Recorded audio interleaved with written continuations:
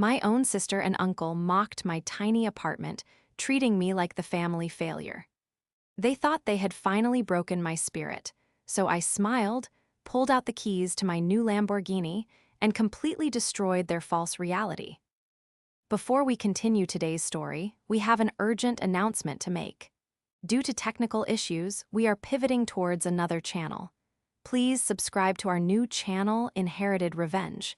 You can find the link in the video description, the pinned comment, and the collaboration tag on this video. Make sure to switch over now so you don't miss out. Thank you for your support. Now back to the story. The persistent, rhythmic dripping of the leaky bathroom faucet had been the soundtrack to my misery for the past 3 days. I was 34 years old, but shivering under a thin, worn-out fleece blanket on my battered thrift store sofa, I felt ancient. A severe strain of the flu had knocked me entirely off my feet, leaving me with a fever that blurred the edges of my vision and a bone-deep ache that made merely breathing feel like an Olympic sport. My tiny, 400-square-foot apartment felt even more claustrophobic than usual. The single window in the living room looked out onto a brick wall, letting in only a gray, bruised-looking light that seemed to mirror exactly how I felt inside. I reached out with a trembling hand to grab the chipped ceramic mug resting on the wobbly coffee table. The tea had gone ice cold hours ago, but my throat was so raw I didn't care. As I brought the mug to my lips, my phone buzzed against the scuffed wood. The harsh vibration startled me, sending a jolt of pain through my temples. I squeezed my eyes shut, hoping whoever it was would just leave a message and go away. But the buzzing persisted, vibrating twice, then 3 times in rapid succession. It wasn't a call, it was a series of audio messages. Reluctantly, I picked up the device. The screen brightness seared my tired eyes. It was a message from my mother, Claire. That was unusual. Mom rarely texted, and she almost never sent voice notes unless she was confused by the app's interface. Frowning, I tapped the play button on the first file and pressed the speaker to my ear, expecting to hear her asking how to turn off her tablet. Instead, I heard the unmistakable, booming, entirely too confident voice of my Uncle Arthur. "Claire, you have to look at the bigger picture here," Arthur's voice echoed through the tinny phone speaker. There was a faint background noise, the clinking of fine silverware and the soft hum of an upscale restaurant. "This house is sitting there, essentially dead equity. It's doing nothing for you. Meanwhile, Vanessa is on the verge of a massive breakthrough with her brand. She needs capital, real capital, not pennies." My breath hitched. They were talking about the family home. The home I had secretly spent the last 5 years paying the property taxes and maintenance on so Mom wouldn't lose it after Dad passed away.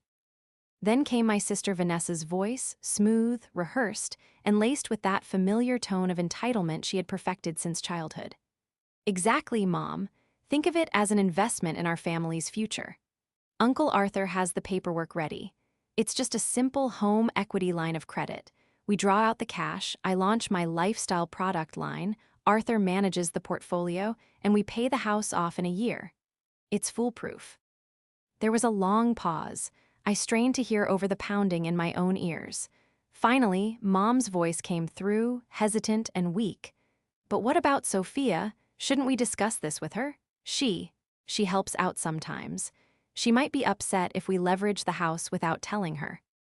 Arthur's sharp bark of a laugh made me flinch. "Sophia? Claire, be serious. What does Sophia know about high-level financial leveraging? She lives in a shoebox apartment that smells like stale cabbage. She's a low-level data clerk who can barely keep her own head above water. If you tell her, she'll just panic because she doesn't understand money. She has no vision, Claire. She's content to struggle.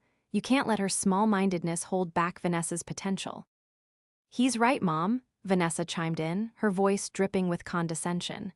"Sophia is sweet, but she's a failure. She's stuck.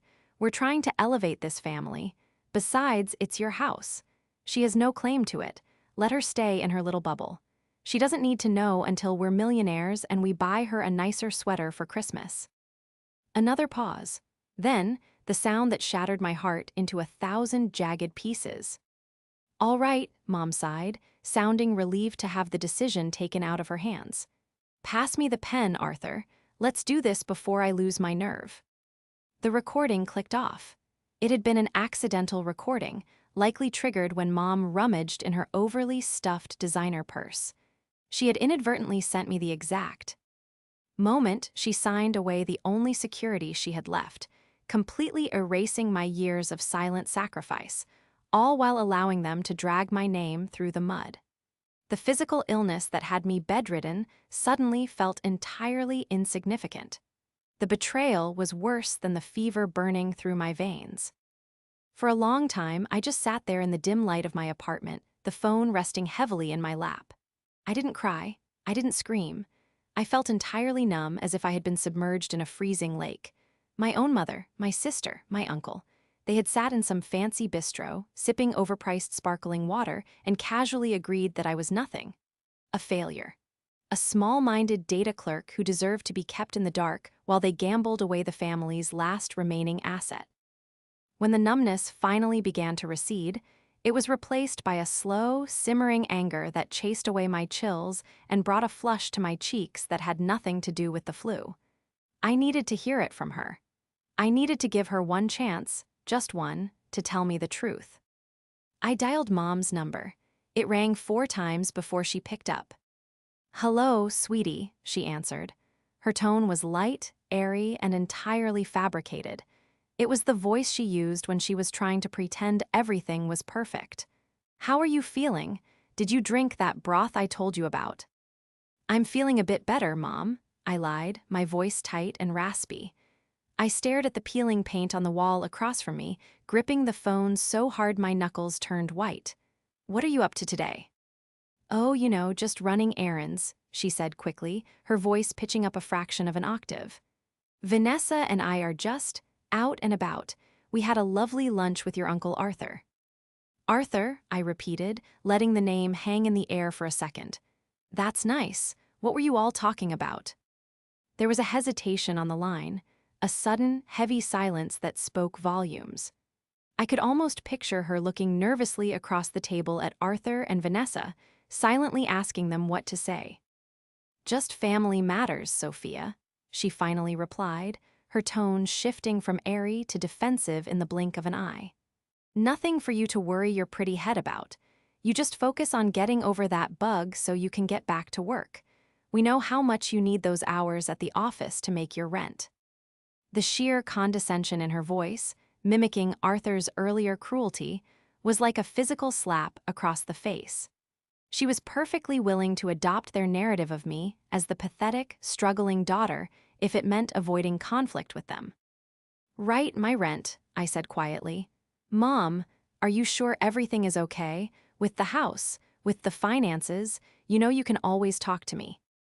"Everything is perfectly fine, Sophia," she snapped, suddenly irritated. The guilt was making her lash out.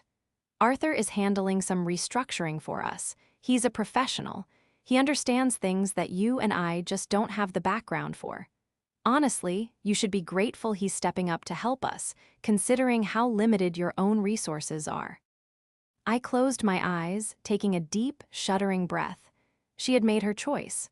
She had aligned herself with the sharks, completely blind to the fact that she was the chum.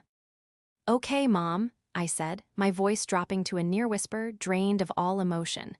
"If you say so, have a good afternoon." I hung up the phone before she could say another word. I tossed the device onto the sofa beside me and stood up. My legs were shaky, but the adrenaline coursing through my system was rapidly overriding the illness. I walked over to the small, rickety desk squeezed into the corner of my living room and opened my laptop. The screen glowed to life, illuminating my pale, drawn face. I didn't open a spreadsheet of data entry tasks. I didn't open a budget calculator to figure out how to afford groceries. Instead, I navigated to a secure banking portal. I typed in my complex password, answered the security questions, and watched as the dashboard loaded. There, staring back at me in stark, indisputable numbers, was an account balance that would make Uncle Arthur choke on his expensive cigars. 8 figures. The first installment from the quiet, highly confidential acquisition of the proprietary data analytics software I had spent the last 7 years building in this very apartment. They thought I was a failure because I didn't wear designer labels or lease cars I couldn't afford. They thought I was weak because I chose to live quietly rather than boast loudly. They thought they had entirely outsmarted me, but they had forgotten one crucial thing. You should never mistake silence for weakness, and you should never, ever assume you know the contents of a quiet person's bank account. To understand how my family reached this point of spectacular delusion, you have to understand the dynamic that shifted the day my father died. Dad H. Had been the anchor, a hardworking, pragmatic man who saw through nonsense and valued quiet diligence. When he suffered a massive heart attack 5 years ago, the foundation of our family cracked, and into those cracks seeped Uncle Arthur. Before Dad's passing, Arthur was just the loud, slightly embarrassing relative who showed up at Thanksgiving in a leased luxury sedan, wearing suits that were a little too shiny and a watch that was a little too big. He claimed to be a strategic wealth facilitator, a title that Dad always said was just a fancy way of saying he gambled with other people's money and took a cut before they realized they'd lost. Arthur had never offered to help pay for my college. He had never been around when Dad was in the hospital. But the moment the will was read, revealing that Dad had left the family home entirely to Mom free and clear, Arthur materialized like a vulture spotting a fresh meal. I remembered the exact dinner where Arthur first began his campaign. It was barely a month after the funeral. I was working 3 jobs, data entry by day, waitressing by night, and coding my software in the hours between sleep, just to ensure Mom had enough cash flow to cover the sudden influx of property taxes and maintenance bills she was wholly unprepared for. I was exhausted, wearing a faded sweater with a frayed cuff, quietly eating my salad. Arthur had arrived uninvited, carrying a bottle of expensive wine. He sat at the head of the table, Dad's chair, and immediately started holding court. "Claire, you look exhausted," Arthur had crooned, pouring her a large glass of wine. "You shouldn't be worrying about bills and ledgers at a time like this. You need someone to step in and manage this estate properly. There is so much locked-up potential here." I had spoken up, putting my fork down. "We're handling it, Arthur. The taxes are paid for the year, and I've set up a budget for the utilities. Mom doesn't need to worry." Arthur had turned his gaze to me, his smile not reaching his eyes. He looked me up and down, taking in my tired posture and cheap clothing. "Sophia, darling, it's adorable that you're trying to help. Truly, it is. But balancing a checkbook isn't the same as wealth management. What do you make at that little desk job of yours? 15, maybe $20 an hour? You can't even afford to live in a safe neighborhood. How can you possibly protect your mother's future?" Before I could respond, Vanessa had chimed in. She was 25 at the time, freshly graduated with a degree in communications, and fully convinced she was destined for stardom. "He's right, Sophia. You're always stressing about pennies. It's depressing. Uncle Arthur actually understands how money works. He knows people." I had looked to Mom, expecting her to defend me, to mention the thousands of dollars I had quietly transferred into her account just that morning.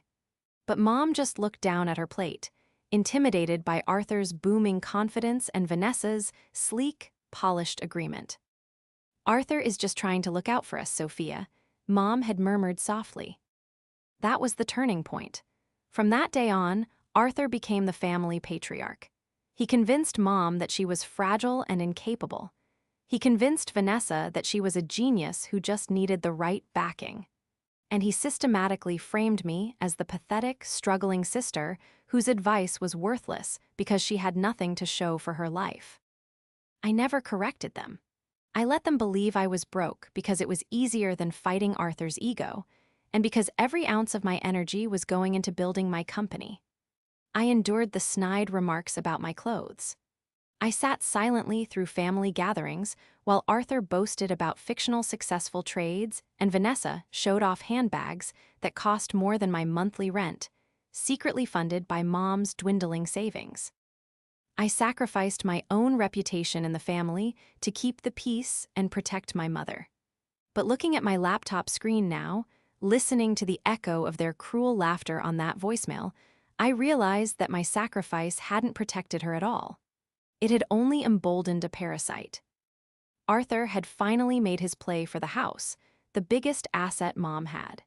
He had manipulated her into signing a predatory loan, likely intending to siphon off the cash for himself under the guise of investing in Vanessa's non-existent business. They thought I was helpless to stop it. They were about to learn exactly how dangerous a quiet, calculating woman with unlimited resources could truly be. The moment I closed my laptop, the oppressive, stifling air of my small apartment seemed to shift. The fever that had been burning through my system broke, leaving behind a cold, razor-sharp clarity. I was no longer the exhausted, shivering woman huddled under a cheap blanket. I was the founder and former CEO of a data analytics firm that had just been acquired by a global conglomerate. I knew how. To trace digital footprints, I knew how to unearth buried truths. And most importantly, I had the resources to dismantle Uncle Arthur's carefully constructed illusion piece by piece. I picked up my phone, navigating past my mother's name and my contacts, and scrolled down to the letter M. I pressed the call button for Marcus Sterling, the lead corporate attorney who had navigated the labyrinthine legalities of my company's 8-figure acquisition. The line rang twice before his deep, resonant voice answered. "Sophia, I didn't expect to hear from you so soon after the closing. Tell me you're calling from a beach in the Maldives and not that dreary little apartment."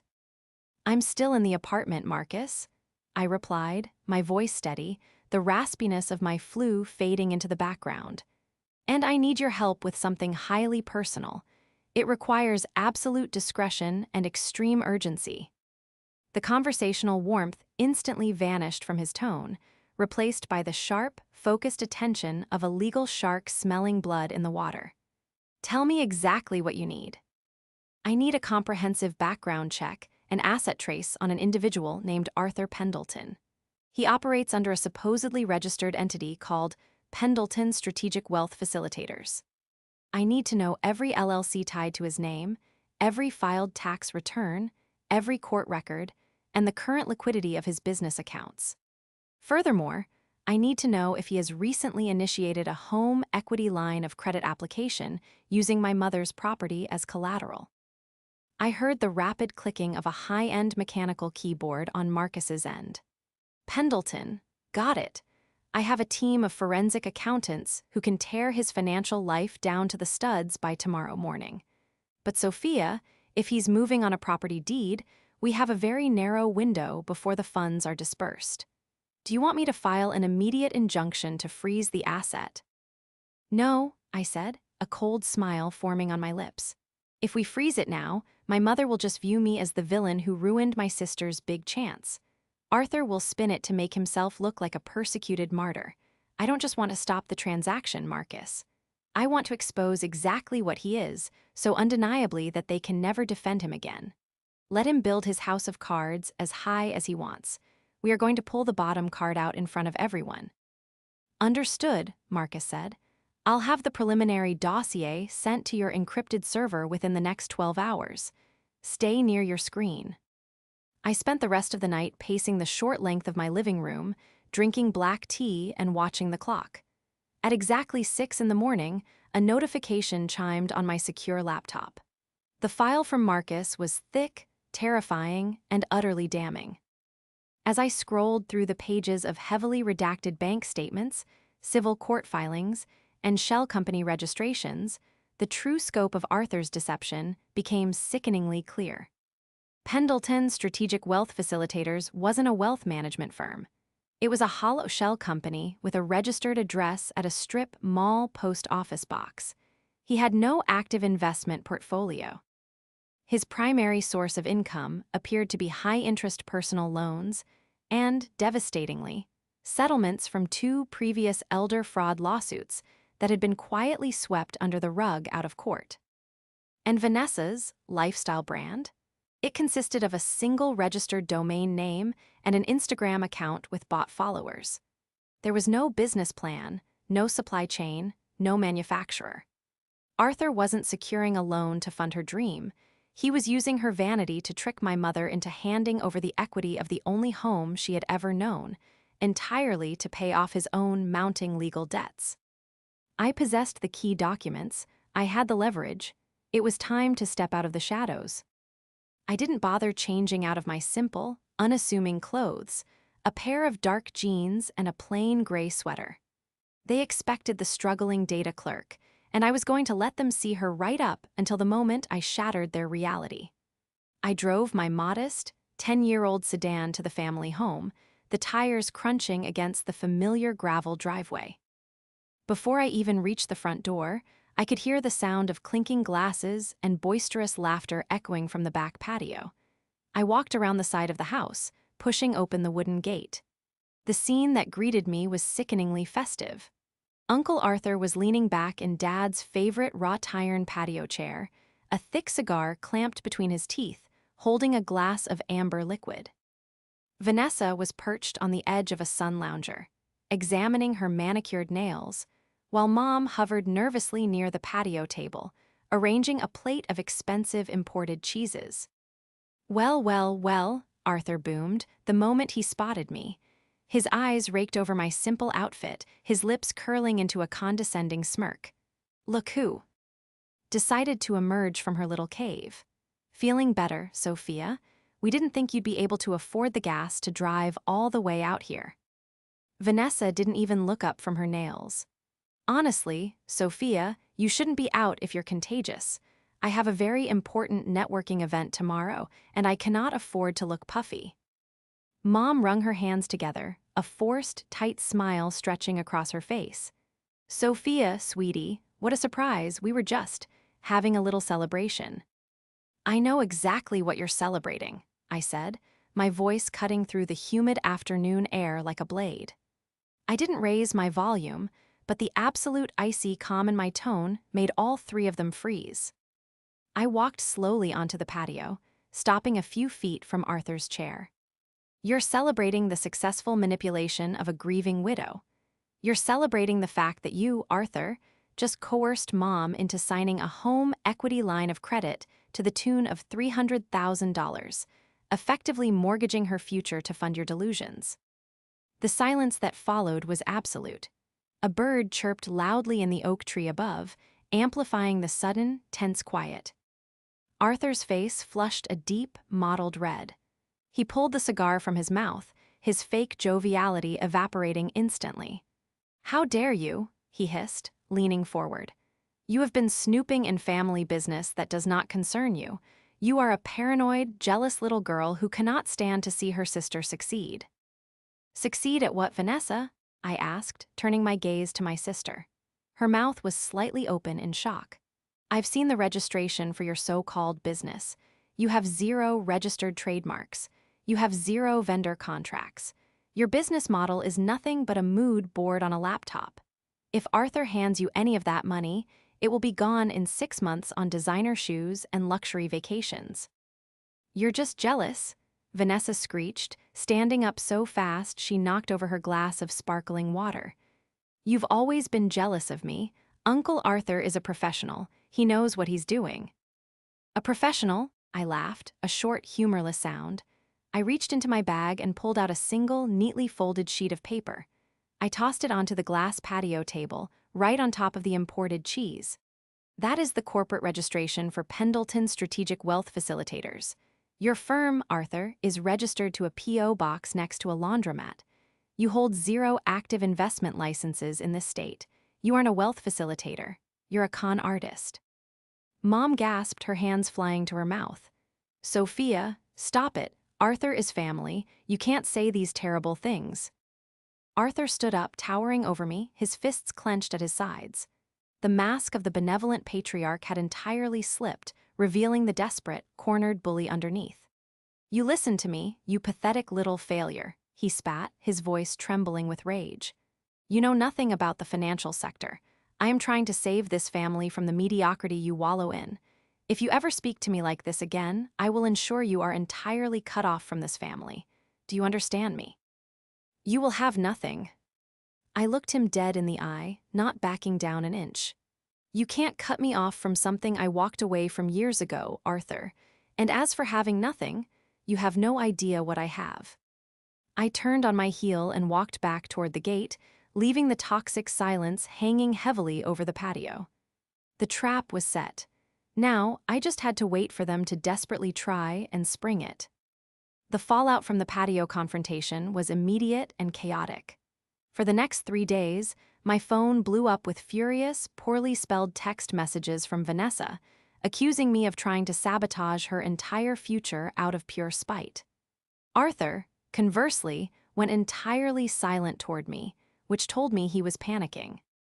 He was undoubtedly pushing Mom to expedite the bank transfer before I could somehow interfere, operating under the desperate delusion that if the money was in his account, he would be untouchable. Meanwhile, my own investigation was reaching its devastating conclusion. I sat at my desk, the glow of the monitor reflecting in my eyes, as Marcus and I went over the final, irrefutable pieces of the puzzle. We found the smoking gun, Sophia, Marcus said over the speakerphone, his voice grave. It took some digging through sealed civil dockets in the next county over, but we found it. 4 years ago, Arthur Pendleton was formally investigated for defrauding an elderly couple out of their retirement savings using an almost identical home equity scheme. They settled out of court with a strict non-disclosure agreement, which drained whatever legitimate funds Arthur had left. He's been floating on credit and shell games ever since. Send me the docket numbers and the redacted settlement agreement, I instructed, my heart pounding a slow, heavy rye. THM against my ribs. I need the physical proof in my hands. Sending it now, Marcus replied. Sophia, if your mother signs the final authorization to release those funds to his LLC, that money is gone. He will wire it offshore faster than we can blink. She won't sign it, I said, a fierce, protective determination hardening my voice. Because I'm going to show her exactly who she's dealing with.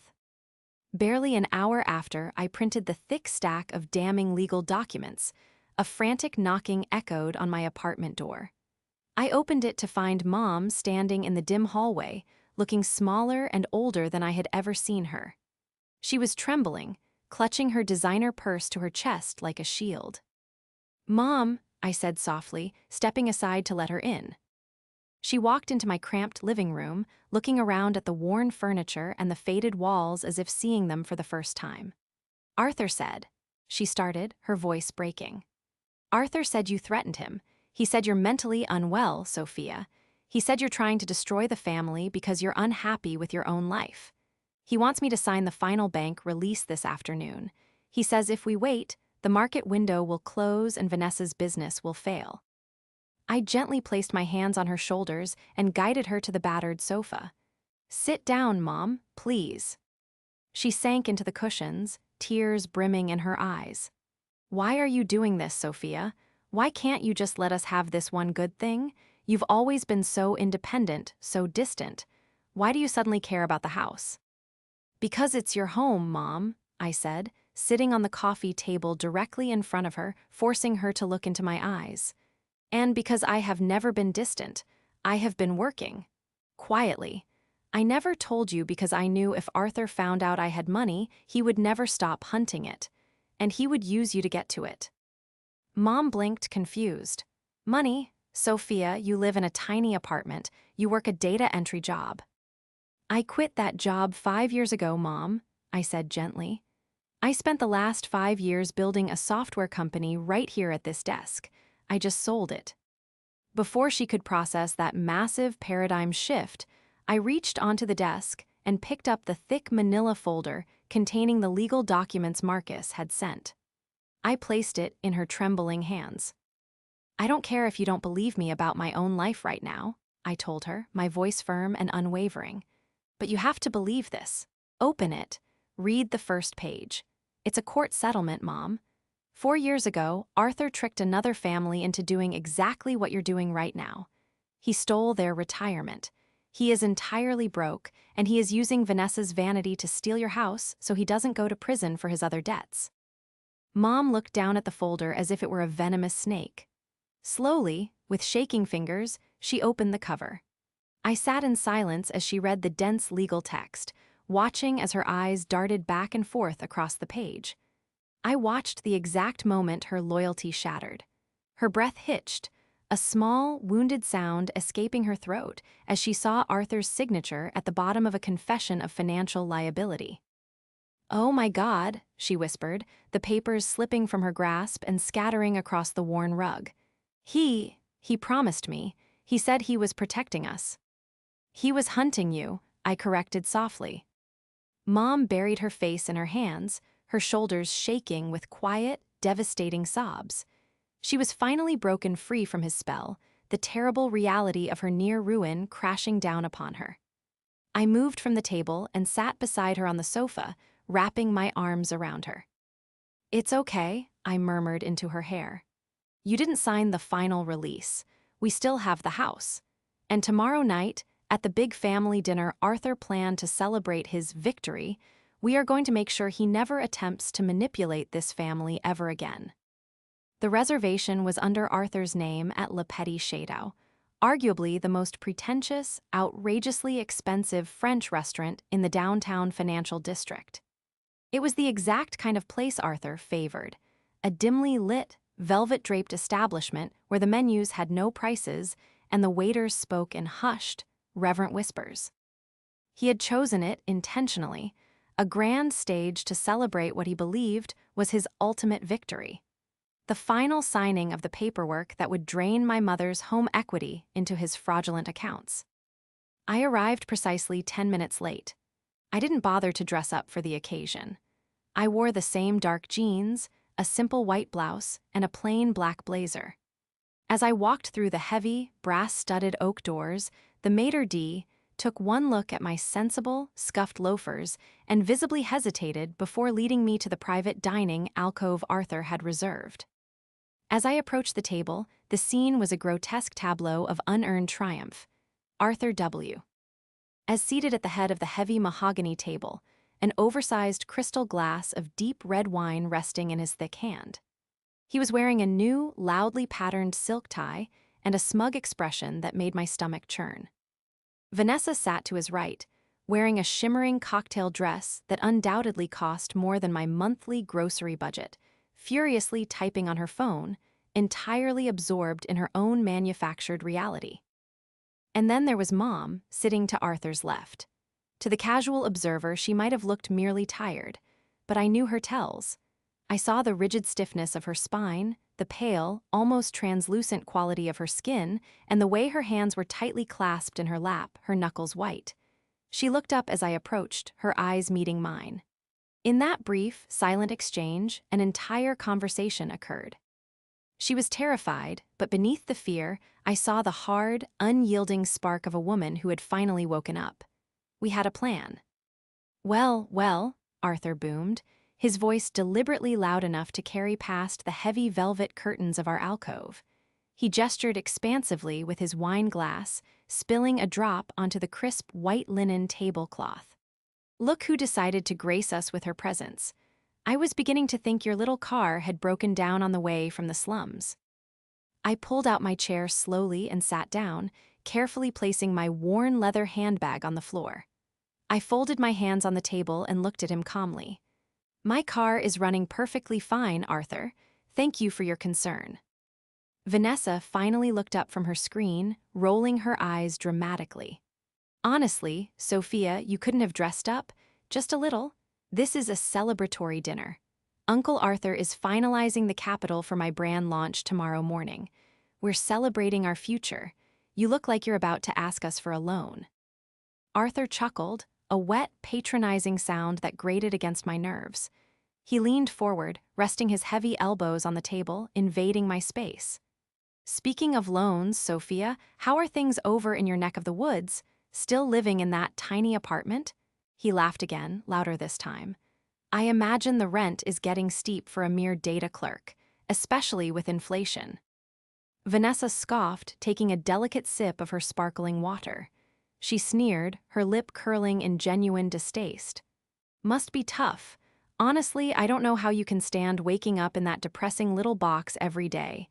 It's just so stagnant. You have no ambition, Sophia. It's sad. I didn't flush. I didn't look away. I didn't display a single ounce of the shame they were so desperately trying to force upon me. Instead, I reached slowly into the deep pocket of my black blazer. My fingers closed around the smooth, heavy weight of the small, metallic object resting there. I pulled my hand out and placed the object directly onto the pristine white tablecloth, right next to my empty water glass. The heavy, polished metal caught the dim, ambient light of the crystal chandelier overhead. The distinctive, aggressive shield logo, a golden bull ready to charge, was unmistakable. Mom, who had been sitting in agonizing silence, perfectly playing her part in our orchestrated play, leaned forward. She looked down at the table, her eyes widening in perfectly executed, albeit entirely genuine, astonishment. "Wait," she breathed, her voice carrying clearly in the quiet alcove. Is that a Lamborghini fob?" Vanessa stopped mid-sip, her glass hovering inches from her mouth. Her eyes snapped from my face to the table, her brow furrowing in deep, painful confusion. I smiled. It wasn't a defensive, timid smile. It was a slow, predatory grin that stretched across my face, fueled by 5 years of suppressed anger and silent, grueling labor. I reached out and tapped the heavy fob with one fingernail. "Oh, this," I grinned, locking eyes with Arthur, watching the smugness begin to curdle on his face. "Just a little housewarming gift to myself." Arthur froze. The color began to drain from his face, replaced by an ashen, sickly pallor. What kind of joke is this?" he sputtered, his booming voice suddenly sounding thin and reedy. "Did you buy a fake keychain online to try and impress us? Because it's pathetic, Sophia, truly." "It's not a joke, Arthur," I said, my voice dropping to a smooth, dangerous timbre. I reached into my bag and pulled out a thick, cream-colored envelope. I slid it across the table until it rested directly in front of his plate. "And the housewarming gift isn't for the apartment, it's for the new property. A 12-acre estate in the Northern Hills. 6 bedrooms, a private lake, and a climate-controlled garage for the new car. I closed on it yesterday morning. Paid in full. Cash." Vanessa dropped her phone. It clattered loudly against the fine china plate, but she didn't even flinch. "Cash?" she whispered, staring at me as if I had suddenly grown a second head. "WH. Are you talking about? You do data entry." "I did data entry," I corrected her, never breaking eye contact with Arthur.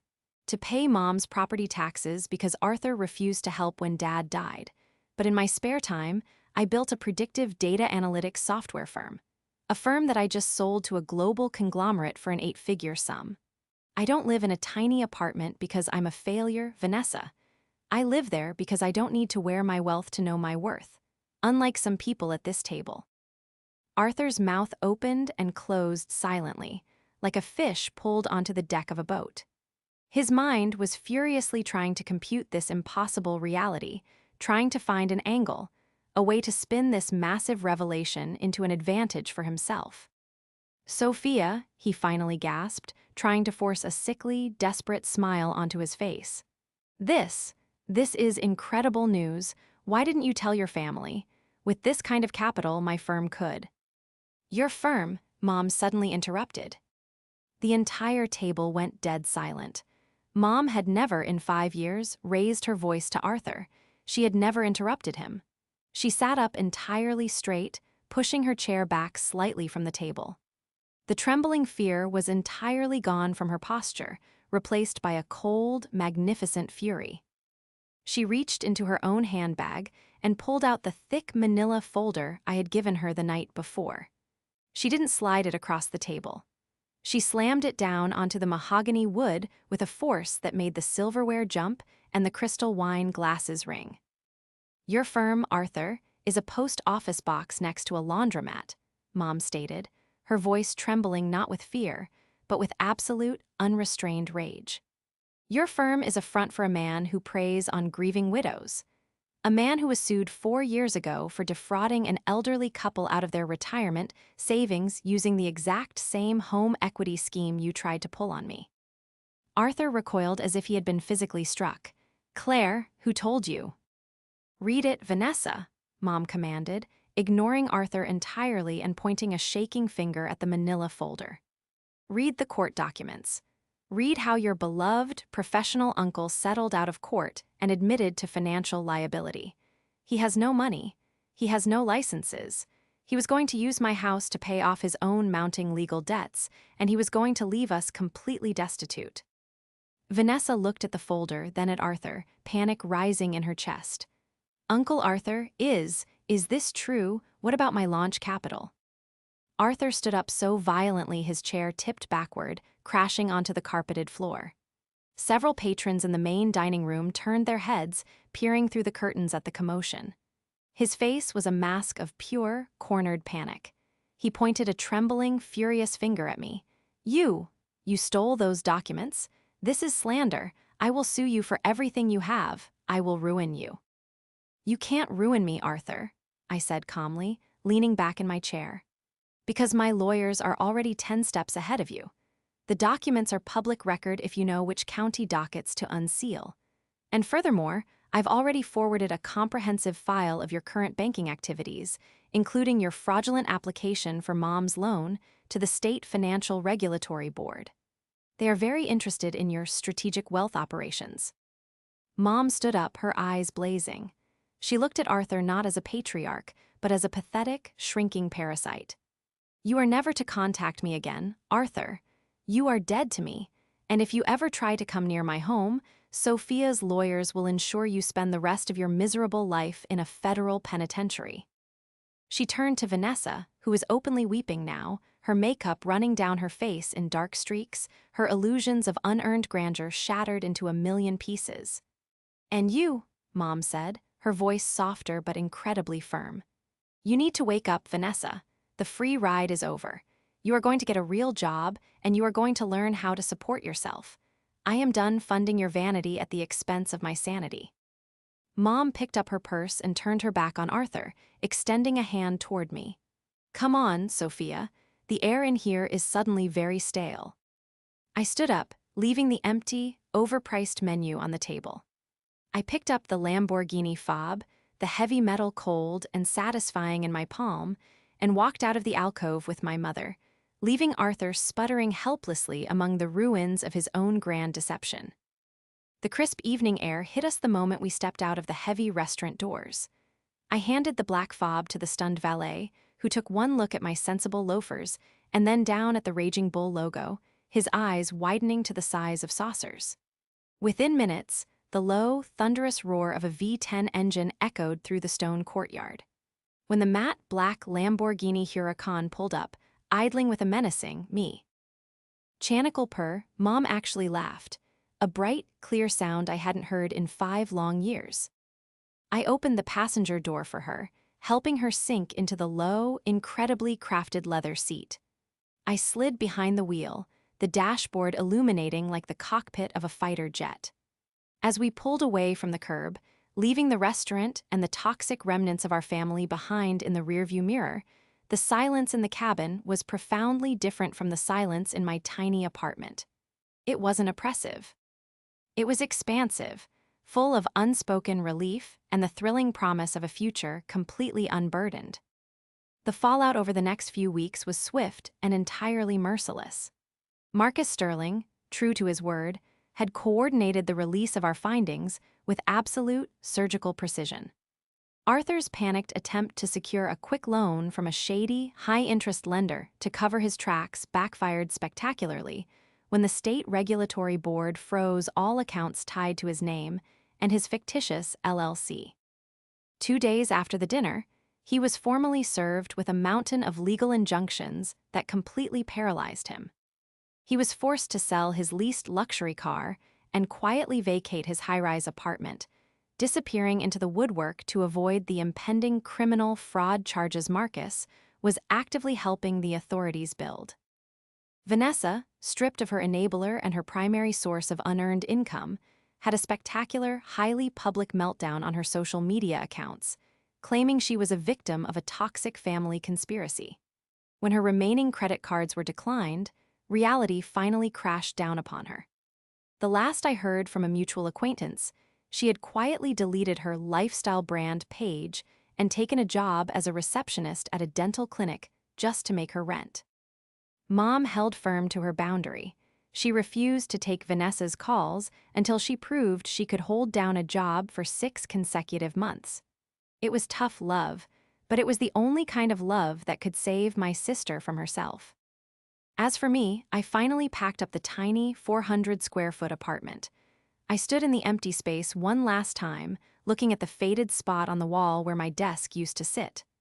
I didn't feel nostalgic, but I did feel a deep sense of respect for the woman who had lived there.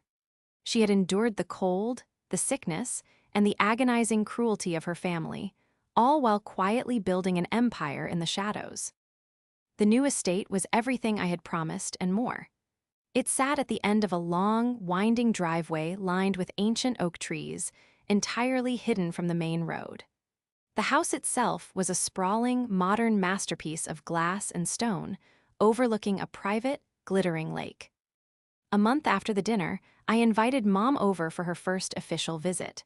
We sat on the massive, sweeping terrace overlooking the water, wrapped in thick cashmere blankets, holding mugs of expensive, perfectly steeped tea. The sun was beginning to set, painting the sky in vibrant shades of orange and purple.